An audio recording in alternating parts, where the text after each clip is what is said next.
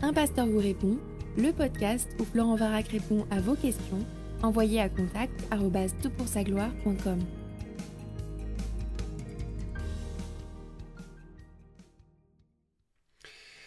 La question qui nous préoccupe pour ce podcast est la suivante. Bonjour Florent, merci pour tes podcasts très édifiants que j'écoute régulièrement et partage. Lors d'un brunch chez nous, un frère a abordé la question du vaudou avec sa violence en la généralisant à l'Afrique. Je suis gabonaise et mes connaissances sur le vaudou sont limitées et ne se pratiquent pas chez moi. J'ai alors voulu apporter un éclaircissement sur le sujet expliquant que le vaudou ne se pratique pas par tous les Africains et qu'avant l'arrivée du christianisme, nous avions des façons différentes de chercher Dieu mais que ce n'était pas que le vaudou. Je voulais faire un peu référence à Paul, à Athènes, quand il parle aux Athéniens au sujet de la statue du Dieu inconnu. Et sans me laisser finir ma pensée, mon pasteur a sauté sur l'expression « chercher » et coupé le débat sur le fait que nul ne cherche Dieu. Je suis d'accord avec la Bible à cet effet. Que l'esclavage a pu être un jugement de Dieu au regard de telles pratiques. Par respect, je n'ai pas renchéri, mais je suis resté attristé de réaliser que mes frères ici nous regardent avec les stéréotypes acquis et ne s'intéressent pas à qui nous sommes réellement et vont jusqu'à tirer de telles conclusions. Quel est ton avis sur cette question? L'esclavage des Noirs était-il un jugement de Dieu? Merci d'avance et que le Seigneur te garde. Ouais, écoute, ta question me bouleverse et c'est un choc de la lire. Et j'imagine que ça a dû être un choc pour toi d'entendre de tels propos. Alors je veux imaginer que ce frère pasteur a dit quelque chose qui l'a dépassé. Ça nous arrive tous, on dit quelque chose un peu rapidement, surtout dans un contexte de conversation impromptue. Et puis on s'en mord les doigts par la suite. Je veux croire que c'est le cas. En tout cas, dans un monde puissamment meurtri par le racisme et par l'esclavagisme de masse qui a été organisé sur plusieurs siècles, c'est vraiment désolant d'y voir une sorte de justification théologique en disant Dieu a fait ça parce que. Alors moi je trouve que tu es pleine de bienveillance à l'égard de ce frère et je pense que ça témoigne de l'œuvre du Saint-Esprit en toi. J'espère que ça t'encourage. Et en même temps, ta question a plusieurs tiroirs. On ne va pas pouvoir tous les aborder dans un même podcast de 20 minutes, ce serait trop court. Donc, dans ce premier podcast, je voudrais réfléchir avec toi à la question, est-ce que les nations cherchent Dieu? Est-ce qu'on peut dire que les gens cherchent Dieu? Ou est-ce que c'est une expression que l'on ne peut absolument pas utiliser? Et puis dans un second podcast, on abordera la question beaucoup plus émotionnelle et absolument tragique. Est-ce que l'esclavagisme des Africains est une sorte de jugement de Dieu sur leur pratique, et notamment sur la pratique du vaudou. Alors, on s'intéresse à cette notion de recherche de Dieu là, et à mon sens, la manière la plus juste de répondre à cette question serait de dire, sans l'aide de Dieu, personne ne cherche Dieu, mais ceux qui le cherchent parce que Dieu est déjà en l'œuvre en eux. Et j'espère que ce sera un peu plus clair avec ce qui suit. Alors, la première remarque que je voudrais faire, c'est oui, effectivement, la Bible affirme que personne ne cherche Dieu. Romains 3,11 dit, et c'est ce que a cité ton pasteur, nul ne cherche Dieu. Mais qu'est-ce que ça veut dire? Alors il faut réaliser que l'être humain, à cause de sa corruption personnelle, intérieure, naturelle, innée, issue de sa relation avec Adam, est pécheur, coupé de Dieu, et à ce titre n'est même pas intéressé par Dieu, même naturellement, il est opposé à Dieu. C'est-à-dire que les êtres humains sont opposés à Dieu. Je sais, ça semble contre l'intuition qu'on peut en avoir, mais c'est parce qu'ils préfèrent fabriquer un Dieu à leur image. Ils préfèrent fabriquer le Dieu qui leur convient. Ils préfèrent rentrer dans des religions, qu'elles soient monothéistes ou qu'elles soient animistes ou qu'elles soient de différentes natures qu'elles soient, pour créer le chemin qui leur convient parce qu'ils ne veulent pas naturellement de l'éclairage de la sainteté de Dieu qui jette un regard plein de réalisme sur leur corruption. Et c'est un peu naturel pour nous les êtres humains, quand on met le doigt sur quelque chose que l'on a fait à tort, eh bien de trouver une manière de dévier la chose, de se justifier. Donc on ne veut pas que Dieu éclaire nos vies, on ne veut pas que Dieu nous dise qu'on est pécheur. Nous ne voulons pas que Dieu fasse cette œuvre en nous. En même temps, Romains chapitre 3 est une citation du psaume 14, et là je note que ça ne concerne absolument pas les païens, mais le peuple d'Israël qui s'est endurci à l'encontre de Dieu. Alors que tout au long de l'Écriture, la Bible encourage son peuple à chercher Dieu. 1 Chronique 22, 19, « Appliquez maintenant votre cœur et votre âme à chercher l'Éternel votre Dieu. » Levez-vous, bâtissez le sanctuaire de l'Éternel, Dieu, afin d'amener l'arche de l'alliance de l'Éternel et les objets consacrés à Dieu, etc. Jérémie 29, 13, vous me chercherez et vous me trouverez, car vous me chercherez de tout votre cœur. C'est une annonce prophétique de ce qui se passera après l'exil à Babylone. Et là, ça touche à la fois les gens de l'alliance Israël, mais aussi au sein de cette alliance d'Israël, de Dieu avec Israël, ces gens qui n'étaient pas croyants et qui sont invités à chercher Dieu. Remarque également comment, à la fin des temps, je crois, la Bible annonce, l'Ancien Testament annonce que Israël cherchera son Dieu. Osée, chapitre 3, versets 4 et 5 dit « Les Israélites resteront longtemps sans roi, sans chef, sans sacrifice, sans stèle, sans éphod, sans téraphim. » Tous les éléments ici du culte d'Israël. Verset 5 « Après cela, les Israélites reviendront, ils chercheront l'Éternel leur Dieu et David leur roi, et ils trembleront en s'approchant de l'Éternel et de sa bonté dans la suite des temps. » Donc on a ici cette notion qu'il y a une recherche de Dieu qui aura lieu. Alors après, c'est la question de la poule et de l'œuf.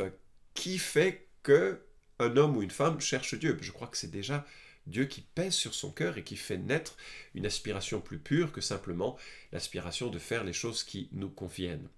Considérons également Éphésiens 4, 18. Ils ont la pensée obscurcie, ils sont étrangers à la vie de Dieu à cause de l'ignorance qui est en eux et de l'endurcissement de leur cœur. Alors, bon, ça donne pas beaucoup d'espoir, cette notion que voilà, on est étranger à la vie de Dieu, que l'on est naturellement, on a naturellement la pensée obscurcie et on est endurci à l'écart de Dieu. Il faut voir que le péché a un impact global. C'est pas simplement un impact moral qui est extérieur à nous, c'est un impact sur l'ensemble de notre être. Nous sommes mortels à cause du péché.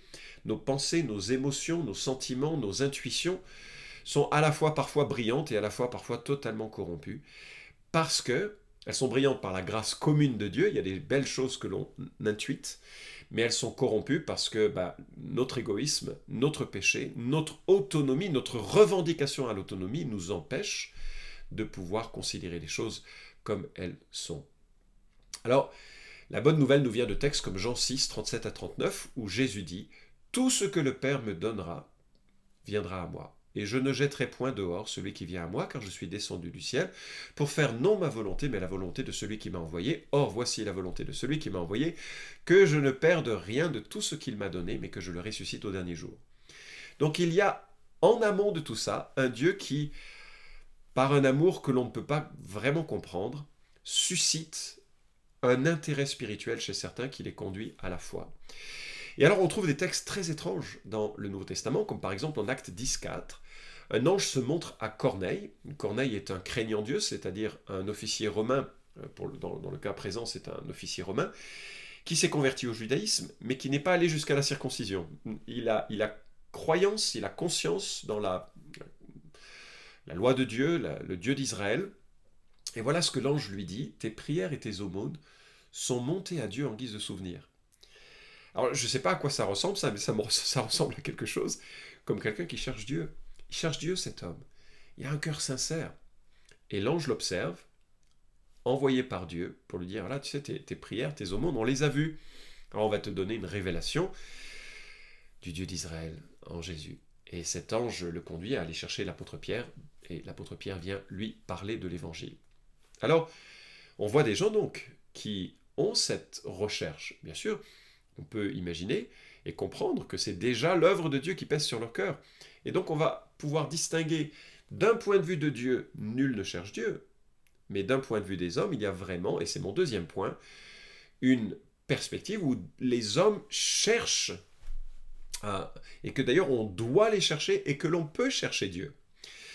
Je sais que ça fera bondir certains de mes frères, mais la Bible parle en ces termes. Par exemple, Acte 17, il a fait que toutes les nations humaines, issues d'un seul homme, habitent sur toute la face de la terre. Il a déterminé les temps fixés pour eux et les bornes de leur demeure, afin qu'ils cherchent Dieu pour le trouver si possible en tâtonnant. Or, il n'est pas loin de chacun de nous. Alors nous avons là au moins la prescription de Dieu pour les nations, puisque la gloire de Dieu éclate par la création et la conscience. Parmi toutes les nations, c'est d'ailleurs ce que Romains 1 et 2 nous disent, toutes les nations doivent chercher Dieu. Alors bien sûr, il y a une petite ironie dans le propos de Paul, mais même en considérant cette ironie, on peut concevoir que Dieu se plaît à ce tâtonnement, même s'il est plein de maladresse et d'idolâtrie. D'ailleurs, Acte 17, 27, c'est le même verbe qui est utilisé, zeteo, chercher, que Romains 3, 11. Et puis, Hébreux 11, 6 dit ceci, « Or sans la foi, il est impossible de lui plaire. Celui qui s'approche de Dieu doit croire qu'il existe et qu'il récompense ceux qu'il cherche. » Exeteo, un verbe issu du verbe que je viens de citer. C'est vraiment surprenant comme affirmation. On a cette idée que on s'approche de Dieu avec la conscience qu'il aime qu'on le cherche, qu'on s'approche de lui. Il y a aussi cette double parabole de Matthieu 13 qui nous montre qu'il y a des gens qui vont tomber sur le trésor de l'évangile sans le chercher en quelque sorte, et puis il y en a d'autres qui vont chercher la perle rare tout au long de leur vie jusqu'à ce qu'ils la trouvent. Et donc, comment concilier ces données? À mon sens, c'est très simple. De la perspective de Dieu, nul ne cherche Dieu, mais de la perspective des hommes, bien sûr que les hommes cherchent Dieu. Et nous devons les encourager à ça. Moi, ça m'arrive fréquemment de dire à des gens incrédules, moqueurs, à qui je parle de l'évangile, de leur dire, mais tu sais quoi? Demande à Dieu qu'il se révèle à toi. Dis-lui, écoute Dieu, moi je viens pas te chercher, mais si tu existes, montre-toi à moi. Alors, après, je ne sais pas ce que Dieu en fait, je ne sais pas ce qu'il se passe dans le cœur de ces personnes, mais toujours est-il que nous trouvons des choses de cet ordre-là dans le Nouveau Testament. Par exemple, pourquoi est-ce que l'apôtre Paul et son équipe missionnaire se sont rendus à un lieu de prière pour parler de l'évangile en Acte 16? Mais parce qu'il y a là des gens qui sont déjà sensibles à Dieu. Il y a des terrains qui sont plus favorables à l'évangile, il y a des terrains qui sont plus prêts à recevoir la semence de la bonne nouvelle que d'autres. Alors je crois profondément à la souveraineté de Dieu dans le salut des âmes, si tu as suivi mes podcasts, tu le sais, mais je crois vraiment que l'expression de cette souveraineté passe par une démarche qui est très différente des personnes à d'autres. Je connais des gens qui ont intellectuellement abordé la question de la foi jusqu'à ce que ça touche leur cœur profondément, d'autres par une expérience personnelle de Dieu ou du peuple de Dieu ou de la parole de Dieu.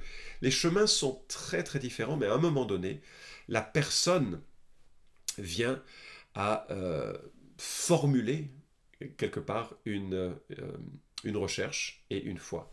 Et je crois que c'est de toute façon l'œuvre de Dieu. Dieu est souverain sur ces choses.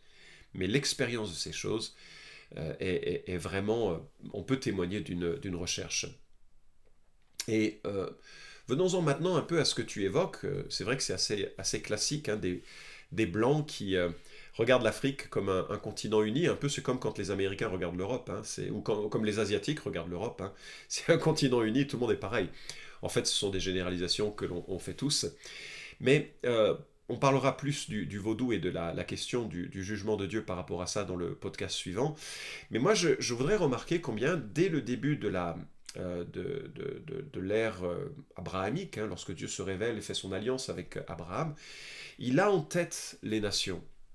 Il a en tête les nations, et on voit même que les nations ont parfois cet écho des vérités bibliques. Il y a un livre, alors je n'aime pas trop ce livre parfois parce que on en a fait une prescription missiologique, mais dans le livre « L'éternité dans leur cœur » de Don Richardson observe que dans certaines cultures, il y a plein de métaphores ou d'images que l'on peut utiliser pour aborder la question de l'évangile, et lui, il y voit des cadeaux de Dieu qui préparent le peuple présent à recevoir l'évangile. À mon avis, il ne faut pas en faire une prescription parce qu'il y a bien des peuples où il n'y a pas trop de ces métaphores, et parfois les missionnaires se sont sentis découragés parce qu'ils n'arrivaient pas à créer ce pont avec de telles cultures. Et en ce sens, l'approche de Nouvelles Tribus, New Tribes, qui consiste à évoquer la Bible de façon chronologique pour préparer une nation à comprendre les concepts du péché de Dieu, du Créateur, du péché, mais également de la rédemption, du pardon et de la venue de Jésus-Christ, sa mort, sa résurrection, sont préférables. Mais je note que dans le cœur de Dieu, il y a vraiment un regard touchant et favorable aux nations pour que celles-ci parviennent ultérieurement, et par rapport à l'Ancien Testament, à la connaissance de Dieu par Jésus-Christ. Malachie 1,11 « Car depuis le lever du soleil jusqu'à son couchant, mon nom est grand parmi les nations. En tout lieu, on brûle de l'encens en l'honneur de mon nom, et l'on apporte une offrande pure, car grand est mon nom parmi les nations, dit l'Éternel des armées. » Alors, beaucoup d'interprétations sont assez divergentes sur ce verset. Certains pensent qu'il qualifie les nations converties, les gentils, au regard de, c'est un vocabulaire de l'Écriture là. Certains pensent que c'est prophétique, il s'agirait des futurs sauvés parmi les nations, mais à minima, ce texte est à rapprocher du verset 14 qui déclare « Je suis un grand roi, dit l'Éternel des armées, et mon nom est redoutable parmi les nations ». Et on a cette perspective qui est une forme, à mon sens, au moins de reconnaissance intuitive d'un Dieu créateur majestueux et grand, d'ailleurs comme Romains 1 et 2 l'affirment. Bien sûr, insuffisante pour sauver, mais néanmoins que Dieu regarde favorablement cette intuition initiale qui va conduire certains à rechercher la repentance, pas tous, et la repentance se trouvera en Christ. Le psaume 47 est un autre texte. « Vous tous, peuple, battez des mains, acclamez Dieu par des cris de joie, car l'Éternel, le Très-Haut est redoutable, il est un grand roi sur toute la terre, Dieu règne sur les nations, Dieu siège sur son saint trône, les princes des peuples se réunissent au peuple du Dieu d'Abraham, car à Dieu sont les boucliers de la terre, il est souverainement élevé. » Là encore, vaste champ d'interprétation possible, mais il y a au moins à minima une reconnaissance explicite de la grandeur de Dieu parmi les nations et les païens. Encore une fois, je veux souligner, il n'y a sur la terre aucun autre nom par lequel nous puissions être sauvés en dehors de Jésus-Christ. C'est lui qui s'incarne, c'est lui qui appelle à la connaissance de son nom, et il n'y a qu'en lui que nous pouvons trouver un salut. Je ne veux pas dire que les païens sont sauvés par la connaissance qu'ils ont d'un grand Dieu, mais je voudrais relativiser le propos que Dieu regarde ce paganisme ambiant, ces mensonges ou incohérences ou manque de vérité, avec cette volonté de jugement assez violent. Et on voit dans l'Ancien Testament, bien sûr, des exemples de conversion, la conversion massive des Ninivites à la prédication de Jonas, la conversion de Nebuchadnezzar, la conversion de plusieurs individus, Melchisédek, Ruth Rahab, qui étaient en périphérie du monde de Dieu. Alors, je te propose d'écouter à ce sujet le podcast 48, « Comment les peuples non atteints pouvaient-ils parvenir au salut avant Jésus-Christ » Ça t'éclairera un peu sur ces questions. Et en tout cas, je voudrais donc temporiser cet absolu « nul ne cherche Dieu » de la perspective de Dieu, oui. Mais bien sûr, et nous devons encourager les hommes autour de nous à chercher Dieu, parce que ça rendra quelque part la grandeur de l'évangile encore plus belle, parce que personne n'aura d'excuses. Il y a suffisamment de témoignages dans la nature, dans la conscience, dans l'écriture, pour que les hommes et les femmes réalisent que Dieu s'est déplacé pour nous sauver. Alors, j'espère en tout cas que tu te formes pour partager l'évangile auprès des tiens, dans ton voisinage, peut-être si tu as encore des liens familiaux avec ceux qui t'entourent, parce que finalement, c'est ça notre espérance. Et que certains qui ont pratiqué le vaudou ou qui ont pratiqué les rites de l'animisme se sentiront à un moment donné tristes. Et moi, je vais souvent en Afrique, de par mon travail maintenant, et je remarque qu'il y a beaucoup de sorciers qui ont fait de la peur leur commerce, parce qu'ils ont besoin de ça, que les autres aient peur d'eux. Ils ont fait de la peur leur commerce, et à un moment donné, ils se sentent super seuls. Et ce qui est triste, c'est qu'ils rentrent dans les églises, parfois, pour chercher un compagnonnage, une chose différente, une réflexion différente, et les gens de l'église se mettent à 3-4 rangées loin d'eux, parce qu'ils ont peur. Alors qu'au contraire, nous devons aimer les pécheurs, nous devons aimer les chamans, nous devons aimer les sorciers, nous devons aimer sans aucune crainte, parce que Jésus en nous est plus grand que celui et plus fort que celui qui est dans le monde, et nous devons proclamer joyeusement que tout homme, qu'il soit chaman, qu'il soit vaudouiste, qu'il soit animiste, qu'il soit même évangélique non converti, même catholique non converti, puisse venir à la connaissance de Jésus-Christ par le sacrifice de Jésus à la croix pour le pardon de nos péchés. Alors, effectivement, le vaudou est une religion terrible par certains aspects, mais elle n'est pas plus terrible que l'immoralité des Occidentaux. Elle n'est pas plus terrible que l'ensemble des actes ou des spiritualités que l'on retrouve dans différents endroits du monde. Alors, j'espère que tu as ce désir plus ardent maintenant de parler de l'Évangile et d'encourager les uns et les autres autour de toi à chercher le Dieu qui s'est révélé en Jésus-Christ. Vous pouvez suivre cette chronique hebdomadaire Un pasteur vous répond sur SoundCloud, iTunes et Stitcher. Retrouvez les questions déjà traitées sur toutpoursagloire.com. Si vous aimez ce podcast, merci de le partager sur les réseaux sociaux et de laisser une note sur iTunes. À la semaine prochaine!